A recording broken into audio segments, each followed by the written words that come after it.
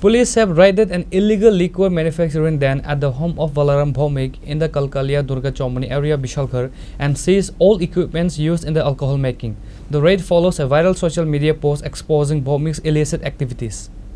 For a long time, locals have alleged that Bhomik was producing illegal country liquor from fermented rice at his home and selling it to the young people in the area. His actions were said to be causing social unrest and problems within families. The police officer gave details of the incident. Bishalgarh আন্দারে Kalkalia নামক কলকলিয়া জায়গাতে দুর্গা চমনি কলকলিয়া দুর্গা চমনি বলরাম ভৌমিকের বাড়িতে অনেক মদ দেশীয় মদ দেশত্রয় করছি আর ইয়া কইরা সেরা তাইনে তো নাই বলরাম তো পাইছে না বলরাম তো সব ইয়া নাই তাইনে গেছে গিয়া বাগজে এই আর কি আমরা শুধু মত দিয়া কইরা সেরা যদি ইয়া এটা সব দেশত্রয় করছি। এরকম অভিযান কি আগামী দিনে জারি থাকবে আপনাদের? হ্যাঁ হ্যাঁ এটা আগামী কালও জারি থাকবো সব ইয়া করব আমরা নজরে আছে সব এটা জারি করব।